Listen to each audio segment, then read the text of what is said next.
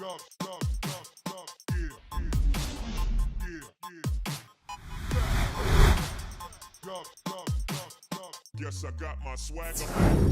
guys, this is Joey the Gym Junkie, and welcome to episode number 3, the top 4 tricep builders.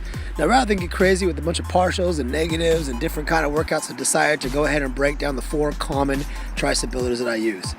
Now, after doing chest, which is typically what I do prior than triceps, I go ahead and throw in triceps just to finish off what I already started. Some people have different perspectives. Hey, more power to them, but this is what works for me. Now, I go ahead and when I transition into my tricep workout, I start with these reverse grip pushdowns. Now, as you notice, I stop right when my hands get about level with my waist. But the reason why I do that is I found out that not only do I allow more time under tension because the weight is still pulling on my arms at a rest, but I can go ahead and execute a better pump from not allowing that rest time and keeping more time squeezing at the bottom.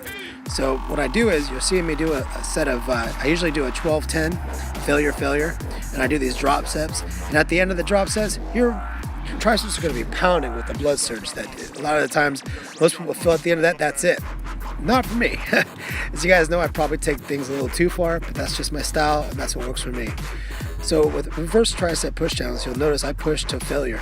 And I don't have to wait until I gnarl one out with really stall. I just wait until the muscles contract to the point where the pain's too unbearable. After this, you're going to see me flip it around and go back to a normal grip.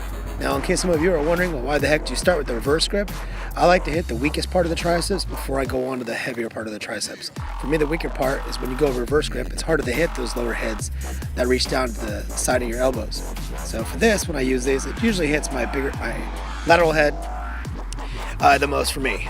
This also puts a little bit of work on your forearm, but I guess not as much as the reverse grip does.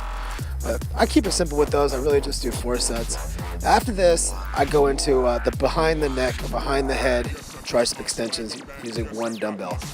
Now, the reason why I do this is because after trying dips, I don't know, for some reason I feel like it just puts so much tension on my chest. I really don't know if it really isolates the tricep. So when I started doing this isn't the best angle that shows really exactly what I'm doing, because if you were to sit to the side of me, what you'd be able to tell is I'm actually pushing my hands behind my neck and locking my arms out. That allows a little bit of a degree and allows me to really pound out the inner and the outer heads of this tricep a lot better.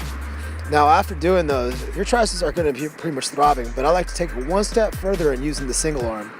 This way I can cheat a little bit by allowing my elbow to kind of cave in or out. And for me, it's more of a blood pump. It's not really of a perfect form. I notice some people say, hey, form is this, form is that, and I agree, form has its place. But at the end of your exercises, it's really hard to keep really good form when you have fatigue starting to set in. For me, I don't get too cute. Stick with what works. This is Joey the Gym Junkie, and I'm out.